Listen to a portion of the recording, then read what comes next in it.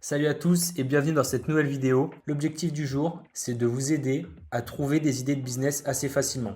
Que tu sois étudiant, salarié ou entrepreneur, si tu as envie d'entreprendre mais que tu ne sais pas vraiment par où commencer, que tu ne sais pas où tu vas pouvoir trouver tes idées de business, etc., alors cette vidéo, elle est clairement faite pour toi. Aujourd'hui, je vais essayer de te montrer ma solution en 5 étapes qui est très simple à mettre en place pour trouver des idées de business et savoir rapidement si c'est rentable ou pas. On ne veut pas passer des heures et des heures à travailler sur une idée de business pour au final se rendre compte que ce n'est pas du tout intéressant. Dans cette vidéo, je vais utiliser le template que j'ai créé, donc qui est gratuit et disponible dans la bio. Je vous conseille de regarder la vidéo et à la fin d'aller le télécharger pour pouvoir mettre en application ce qu'on aura vu. Ok, donc on ne perd pas plus de temps et on rentre directement dans le template, trouver et valider son idée. Donc là, vous avez les 5 grandes étapes que j'ai référencées pour trouver et valider son idée de business. Voilà, donc on va directement aller dans la première, donc ma liste d'idées. Donc trouver une idée, c'est vraiment la base de toute entreprise et il faut se dire qu'un problème égale une solution. Donc ici, je vous ai listé comment trouver les idées, 3 façons de trouver donc des problèmes à résoudre. Donc, la première, c'est de résoudre ses propres problèmes. Pour ça, je vous ai mis 5 questions. La première question, quelle est la petite chose qui me complique la vie? Ensuite, ma vie serait plus simple si, donc une autre façon de tourner cette première question. Donc essayez d'y répondre, à réfléchir un petit peu, par exemple, quand je me lève le matin, qu'est-ce qui me dérange? Qu'est-ce qui me faciliterait la vie? Quelles sont les choses que je reporte toujours? Donc par exemple dans votre to-do list, vous regardez les choses que vous n'avez jamais envie de faire et peut-être que on pourrait trouver une solution à ça et pourquoi pas la développer. Qu'est-ce que j'arrive pas à faire et qu'est-ce que je veux mais qui n'existe pas? Pour vous permettre d'avoir des idées sur des nouveaux produits qui n'existent pas sur le marché par exemple. Ensuite, la deuxième option, c'est de regarder les best-sellers du moment. Donc, on va chercher des produits qui sont en top vente, en fait, tout simplement, sur les marketplaces. Donc, Amazon, on va aller voir aussi, par exemple, sur AliExpress, etc. C'est peut-être un peu moins fiable, mais on va vraiment aller chercher les produits qui sont en top vente. Ensuite, ce qu'on va pouvoir faire, c'est, on ne va pas essayer de revendre ce produit bêtement, on va essayer d'apporter notre petite touche, notre valeur ajoutée. Donc, on va essayer de réfléchir à comment on peut le rendre spécial et en le différenciant des autres. Et ensuite, quels sont les problèmes des gens? Mais on va aller voir quels sont les problèmes des gens. Donc pour ça, la meilleure astuce, c'est d'aller fouiller Internet tout simplement pour trouver des groupes de personnes avec un problème commun. Donc on va aller voir sur YouTube des problèmes que les gens ont par exemple. On va aller voir sur Facebook, pourquoi pas dans des groupes, des gens qui ont un problème récurrent qui revient souvent. J'ai pas d'idée en tête là à vous donner, mais le but c'est vraiment d'aller voir un peu ce que les gens ont comme problème et de le résoudre. Donc les réseaux sociaux, etc. Voilà. Enfin, il y a beaucoup d'endroits où les gens ont des problèmes et vous verrez que les problèmes, c'est pas ce qui manque. Ensuite, vous les listez ici, donc vous mettez le nom de l'idée et pourquoi vous avez cette idée. Une fois qu'on a fait cette première étape, donc on a rempli la liste d'idées, ce qu'on va vouloir faire, c'est en sélectionner une. Ce qu'il faut vraiment faire, c'est choisir une des idées qui vous motive et pour laquelle vous allez vous donner à 200%. Et faut pas partir sur une idée de business ou de projet qui vous motive pas et vous voulez juste faire ça pour l'argent parce que ça va me donner de l'argent, mais non, c'est pas ça qui va vous motiver. Et croyez-moi, il faut vraiment faire un truc qui vous passionne. Ensuite, la deuxième étape, c'est d'aller voir donc le potentiel de mon idée. Donc une fois qu'on a choisi notre idée, on va aller dans le potentiel de mon idée. Et donc là, l'objectif, c'est de savoir si l'idée qu'on a choisie donc, à la première étape, elle a assez de potentiel pour en faire un projet entrepreneurial. Ce qu'on veut, c'est on veut pas perdre de temps à se lancer dans un projet ou à commencer à monter un site internet, à commencer à faire des flyers, des cartes de visite, etc. pour un projet où en fait on a juste une idée et on ne sait même pas en fait comment est le marché aujourd'hui, est-ce qu'il y a des concurrents, est-ce que ça existe, combien ça coûte, etc. Donc là, cette phase, elle va vraiment servir à faire une rapide analyse de marché. L'objectif, c'est pas de rentrer dans les détails, de commencer à faire des PowerPoint et des Word sur 15 pages. Là, c'est pas ce qu'on veut. On veut quelque chose de rapide. La taille du marché, la croissance sur les dernières années, donc savoir comment ça se passe. Est-ce que c'est un marché qui est en tendance et qui gagne du chiffre d'affaires tous les ans? Est-ce qu'il est plutôt en déclin? Est-ce que c'est un marché qui est mature? Enfin voilà, ici on va venir noter ça. On va regarder un petit peu ce qui se fait au niveau de la concurrence. Donc, est-ce qu'on a des concurrents? Quelle taille ils ont à peu près? Ensuite, on va noter le prix du produit. Donc là, c'est pareil, on fait un prix moyen ou une fourchette. L'objectif, c'est pas d'avoir un prix parfait. De toute façon, s'il y a plusieurs concurrents, vous allez avoir plusieurs prix différents. Et maintenant, on va venir calculer donc, le chiffre d'affaires. Donc pour ça, on fait la taille du marché. Donc, par exemple, il y a 15 000 consommateurs en moyenne par an, multiplié par le prix d'un produit. Donc par exemple, à 10 euros le produit, donc ça fait 150 000 euros de chiffre d'affaires potentiel par an. Donc ce qu'on veut, c'est un chiffre d'affaires qui soit assez élevé quand même. Si on a un chiffre d'affaires à 150 000 euros par an, c'est très faible, c'est trop faible parce qu'il suffit qu'il y ait un concurrent. Si on réussit à avoir 50% du marché, il ne nous reste plus que 75 000 euros. Donc c'est vraiment pas intéressant parce que là on parle de chiffre d'affaires, on ne parle même pas de bénéfices. Donc il faut vraiment un marché à plus d'1 million, voire plus, quoi. Cette étape, elle va vraiment nous permettre de détecter s'il y a des problèmes dans notre marché. Donc s'il y a des éléments défavorables. S'il y en a, c'est pas un problème. C'est vraiment pas un problème parce que, au contraire, il faut le voir comme une opportunité et se dire, ok, par exemple, je sais pas, je veux me lancer dans la vente de DVD. Donc, la croissance ces dernières années, elle est quand même catastrophique. Elle fait que descendre à cause des concurrents en streaming. C'est clairement un gros élément défavorable. Donc, qu'est-ce que je vais faire? Je vais essayer de me différencier ou d'en tirer une opportunité. Par exemple, en me lançant dans la collection de DVD. Je sais pas, je dis n'importe quoi, mais c'est juste pour vous montrer que c'est pas une fin en soi de pas avoir tous les éléments qui soient tout au vert et tout est parfait. Il y a toujours moyen de se démarquer et ou de se placer sur un autre marché. Une fois qu'on a fait ça, on va aller voir comment je peux gagner de l'argent tout simplement avec mon idée. Donc on va ouvrir cette page et là, c'est une petite page de calcul. Encore une fois, c'est très simple, c'est très rapide vraiment. L'objectif de ce template, c'est d'aller vite. En l'espace de 48 heures, vous l'avez rempli, mais largement. En 2 jours, c'est fait. Vous avez votre idée, vous avez déjà même commencé à lancer le truc. Premièrement, on veut se donner un objectif de bénéfice. Donc là, vous allez juste réfléchir à un à un salaire en fait, que vous pourriez vous verser tous les mois, qui vous permettrait d'avoir votre liberté financière. Donc je ne sais pas, ça peut être 3 000, 4 000, 5 000, 10 000, 20 000, enfin ça dépend. Donc ce salaire, vous allez le noter en mois et ensuite vous allez faire x12 pour le calculer par an. Et ça va nous donner notre objectif des bénéfices par an. Donc imaginons que vous voulez gagner 10 000 euros par mois pour avoir votre liberté financière, pouvoir faire ce que vous voulez de votre vie, etc. Et du coup, par mois, ça fait 10 000 et par an, donc on est à 120 000 euros. Donc ça va être mon objectif de bénéfice, 120 000 euros.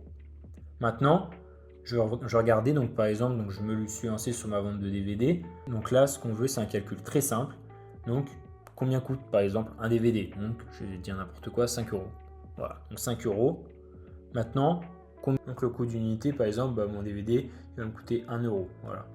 Donc le bénéfice, je gagne 4 euros par DVD. Bah ouais, logique. Donc maintenant, ce qu'on va faire, on va calculer l'objectif de vente. Donc combien de DVD je vais devoir vendre pour avoir mes 120 000 euros de bénéfices et avoir ma liberté financière. Donc je fais 120 000 divisé par 4. Et là, on a 30 000. Donc il faut qu'on vende 30 000 DVD par an pour atteindre mon objectif et ensuite avoir ma liberté financière. Maintenant que je sais à peu près combien je dois vendre de DVD, je vais essayer d'aller faire valider mon idée. Donc cette étape, elle est super importante et c'est là où vous allez pouvoir gagner du temps avec l'outil que je vais vous montrer juste après. Donc la première chose à faire, c'est de définir votre MVP. Alors un MVP, c'est quoi? C'est le Minimum Viable Product. Donc en gros, c'est une version très basique, très simple de votre produit ou de votre service avec les fonctionnalités essentielles pour qu'il soit utilisable. Ça peut être par exemple une version très basique, une présentation du projet en PDF et ça vous permet d'avoir donc un produit ou un service à présenter à moindre coût. Pour définir le MVP, on va résumer notre idée ici dans la description et ensuite, donc ça c'est l'idée principale et ensuite on va mettre toutes les fonctionnalités. Donc par exemple, on reprend mon idée de DVD qui est pas forcément une bonne idée d'ailleurs, mais bon c'est pas très grave. Donc résumé de l'idée, donc plateforme en ligne de DVD de collection. Hop, donc on va mettre commander en ligne sur le site internet. Ensuite, on peut avoir un système de compte avec dernière commande. On peut avoir un système par exemple de vente aux enchères, je sais pas. Voilà, et après on va mettre commande par email par exemple. Voilà. Et à chaque fois on va venir, est-ce que c'est indispensable dès le début? Commande en ligne sur le site internet? Bah non. Parce que ça demande de développer un site internet, etc. Et s'il n'y aurait pas une façon de mettre en place mon idée plus simplement? Bah oui, à mon avis, il y a un moyen plus simple. Est-ce qu'il faut que je fasse un système de compte avec les dernières commandes, etc. sur le site? Non, on n'en aura pas besoin pour l'instant. Un système de vente aux enchères, ça peut être compliqué à mettre en place au début, donc on va mettre non. Encore une fois, je le répète, mais cette idée, elle n'est pas super intelligente parce que la vente aux enchères pour des DVD qui sont produits à des milliers et des milliers d'exemplaires, c'est pas très malin, mais c'est pas très grave. C'est vraiment juste pour vous montrer comment utiliser le template. Et ensuite, la commande par email, par exemple, ça peut être intéressant. Donc, par email ou les réseaux sociaux. Donc, pour ça, ce qu'on peut faire, c'est utiliser notre compte perso sur les réseaux sociaux. Et ensuite, on va mettre des stories. Est-ce que vous êtes intéressé par une vente de DVD, etc. On sonde un petit peu son marché. Donc là, encore une fois, pas besoin de charte graphique, de logo, de site web, ou etc. pour l'instant. Vraiment, on reste sur une chose très très simple. Le MVP, il faut vraiment qu'il soit très très simple. C'est la base en fait de votre projet. Vous enlevez toutes les fonctionnalités superflues, etc. qui pourront venir plus tard si l'idée est bonne. Mais pour l'instant, on reste sur quelque chose de simple. Donc pour ça, moi, ce que je vous propose, c'est l'outil que je voulais vous montrer aujourd'hui. Ça s'appelle Card. Alors Card, c'est quoi? C'est une plateforme en ligne sur laquelle vous allez pouvoir faire un genre de mini site internet, une page. Super simple et rapide à mettre en place. Vraiment n'importe qui peut le faire. En gros, je vais vous montrer comment ça marche. Donc là, on fait Choose a Starting Point. Et là, en gros, vous avez déjà de modèles de site, déjà tout fait. Je vous disais juste avant de faire un site internet, etc. Alors, c'est vrai, mais ça, pour le coup, c'est même pas considéré comme un site internet parce que vraiment, en gros, ça va juste vous permettre de... Vous prenez votre template, vous mettez quelques infos, etc. Et comme ça, si vous voulez lancer votre MVP et vous voulez faire un truc un peu quand même sérieux pour mettre en confiance les gens, et bien là, vous avez cette solution-là qui est Card. Donc, par exemple, je vais prendre n'importe quoi, on va prendre un template, on va prendre celui-là, bien. Voilà, vous voyez, hop, avec des petites photos, etc. C'est vraiment super clean. Et là, pour le modifier, donc, hop, on revient ici. Et on fait Select. Et là, vous allez voir. Hop, donc là, c'est le mini tuto. En gros, il n'y a que ça comme bouton. C'est vraiment super simple. Et là, voilà, vous pouvez changer le texte, la couleur, la fonte. Et si vous cliquez sur la page de fond, et ben vous changez les couleurs. Voilà, hop.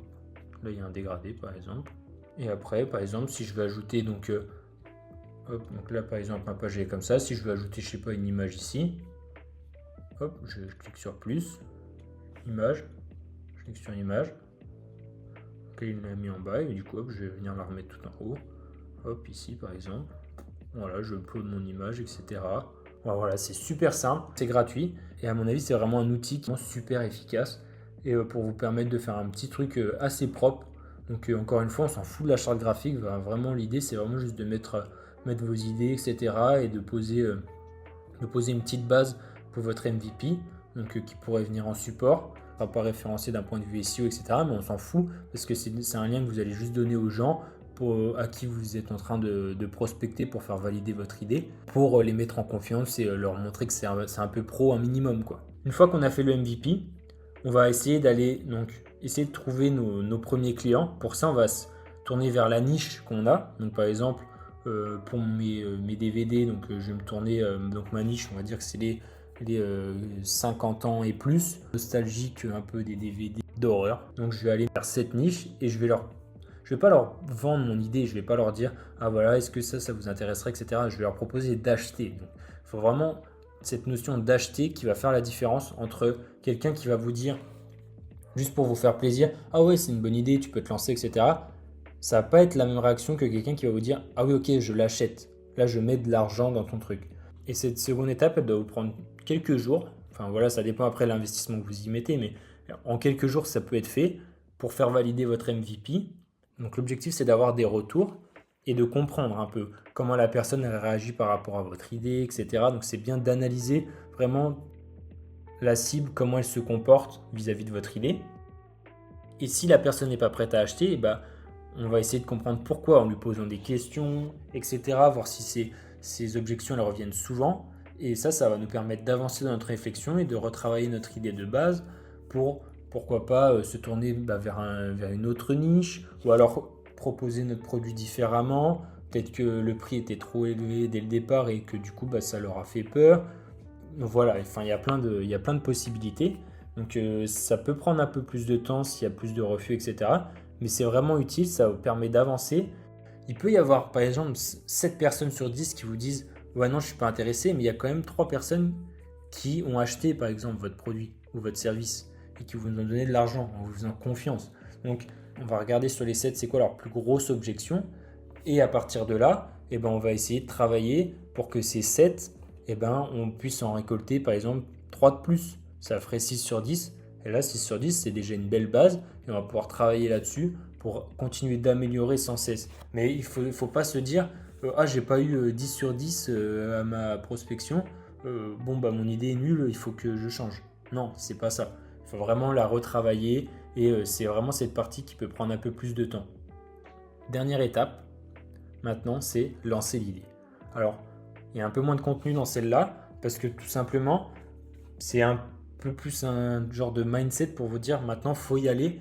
Et il faut y aller donc petit à petit. Il ne faut pas du jour au lendemain se dire ok, allez, là, je vais faire ma charte graphique, mon site internet. Ok, je commande, 500 DVD en stock, etc. Non, on va y aller petit à petit pour toujours essayer de prendre en compte les retours clients pour s'améliorer et avant d'arriver à un produit qui soit vraiment parfait, entre guillemets, qu'on va pouvoir mettre à plus grande échelle. Donc on essaye de satisfaire aussi au maximum les premiers clients parce que ça sera les meilleurs ambassadeurs en fait pour nous, nos premiers clients. Donc si les premiers clients ils sont super satisfaits, naturellement ils vont aller recommander, ils vont faire travailler le bouche à oreille et ça va être un levier marketing qui va être énorme pour nous. Donc c'est vraiment super important de combler nos premiers clients. La stratégie, donc, elle va continuer d'évoluer. Ça, c'est normal et il faut le prendre en compte. Il ne faut pas avoir des idées qui sont fixes et arrêtées dès le début. Il faut vraiment se dire que, ok, ça va évoluer. Il y a des choses qui vont changer. Peut-être que mon idée de base, il y a des choses qui n'étaient pas si bonnes et que je vais devoir enlever, supprimer, modifier pour proposer des choses différentes, plus en accord avec les attentes des gens. Également, essayez de proposer de la qualité. C'est super important. Si vous proposez un objet ou un service qualitatif, forcément déjà c'est mieux parce que d'un point de vue personnel, vous allez être content d'avoir proposé de la qualité. Alors dès le début, ça sera sûrement très difficile parce que si on part d'un MVP, etc., on va pas pouvoir avoir la qualité qu'on veut et le rendu final qu'on veut. Mais avec le temps, l'objectif c'est vraiment d'aller vers un produit qui soit qualitatif. Peu importe votre cible et votre positionnement prix, il faut toujours avoir la qualité pour le prix que ça coûte en fait. C'est vraiment quelque chose que je trouve assez important, c'est d'avoir un objet ou un service qui correspond en termes de qualité au prix auquel il est vendu. Et une fois qu'on a donc lancé notre truc, la prochaine étape, ça va être d'élaborer notre plan d'action pour structurer notre projet et en faire une entreprise tout simplement. Donc le plan d'action, on verra ça dans une autre vidéo. Donc merci d'avoir suivi cette vidéo. Ça m'a fait super plaisir de la faire et de vous partager un peu mes recherches et aussi mes retours d'expérience. Ce template il est vraiment fait pour passer à l'action, pas perdre de temps, pas perdre des heures et des heures à faire des études de marché, etc. Là, on veut vraiment aller à l'essentiel et comme ça, on voit rapidement si notre idée, elle est faisable ou pas. N'hésitez pas à aller télécharger ce template, il est dispo dans la bio. N'hésitez pas aussi à me faire des retours dans les commentaires. Likez, commentez, abonnez-vous à la chaîne pour me soutenir. Allez, ciao!